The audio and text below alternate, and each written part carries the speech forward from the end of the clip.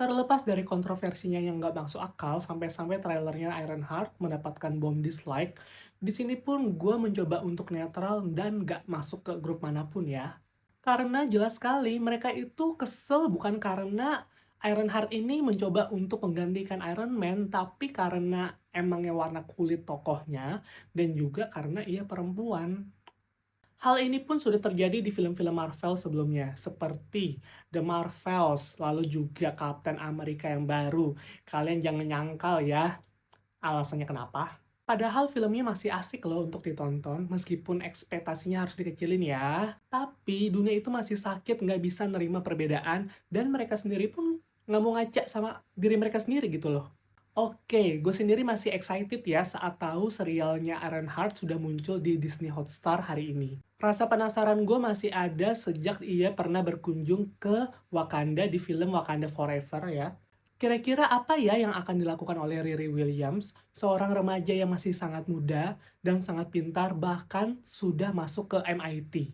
Dalam serial ini, kita akan diperkenalkan lebih dalam siapa itu Riri yang diperankan oleh Dominic Thorne. Lewat trauma masa kecil dan kehidupannya yang berasal dari kaum menengah bawah, Riri pun memutuskan untuk masuk ke dalam geng kriminal. Ia pun sadar meskipun ia pintar, tapi baju armor yang ia ingin buat membutuhkan biaya yang sangatlah besar. Karena ya ia bukan berasal dari keluarga seperti Stark yang punya semua uang untuk memenuhi kebutuhan yang diinginkan oleh otaknya.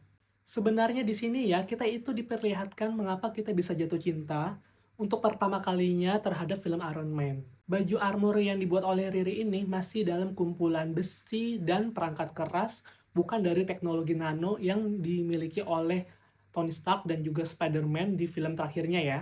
Riri pun secara otodidak mencoba belajar dari semua kesalahannya sama seperti prosesnya si Tony Stark. Untuk membantu pekerjaan barunya, Riri menciptakan sebuah teknologi AI yang berasal dari scanning otaknya sendiri yang akhirnya malah menjadi ambigu karena secara tak langsung ia malah menciptakan hantu dari sahabat karibnya, yaitu Natalie yang diperankan oleh Lyric Ross. Berkat semua kenangan antara Riri dan Natalie yang sulit lepas, ya dari bentuk muka, dari suara, bahkan dari ingatannya si Natalie ini, benar-benar jelas ia tuh seorang Natalie gitu loh. Meski shock banget di awal, tapi Riri mencoba untuk menerimanya ya.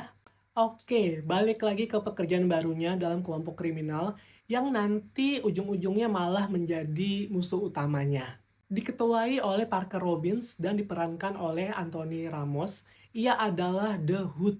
The Hood sendiri merupakan seorang villain yang bisa menghilang dan bisa membelokkan peluru. Di komiknya sendiri sih bilang kalau ia itu sebelumnya pernah membunuh The Devil atau sang iblis yang akhirnya meninggalkan sebuah tudung dan tudung ini pun ia curi dan ketika ia pakai malah membuat si Parker punya kekuatan magic. Serial ini hanya ada 6 episode saja, dan di minggu ini sudah muncul 3 episode ya, yang mana Riri dengan kelompok kriminalnya berhasil mencuri uang yang sangatlah banyak.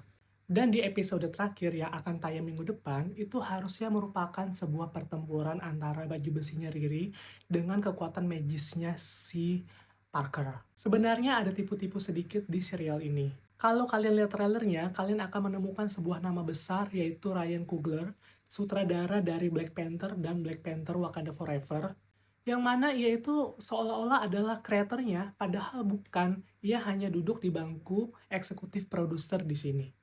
Kreator aslinya adalah Chinaka Hodge, yang pernah jadi penulis di serial Snowpiercer dan The Midnight Club. Jadi ya kalau misalnya di tangannya beda, pasti hasilnya juga beda lah. Meski begitu, dan terlepas dari kontroversinya yang nggak masuk akal ya, kita memang jangan terlalu berekspektasi tinggi terhadap film-film Marvel yang sekarang. Karena kebanyakan itu memang untuk pengenalan tokoh, bukanlah sebuah perang CGI dengan budget yang sangatlah besar. Dalam era multiverse ini, dan banyaknya film-film Marvel yang nggak bagus ya, tapi kalian jangan jadikan film yang harusnya masih bagus untuk ditonton jadi bulan-bulanan karena masalah ras gitu loh. Oke, yang penting Ironheart nyatanya masih enak kok untuk ditonton, tapi sekali lagi ekspektasinya harus dikecilin ya, oke?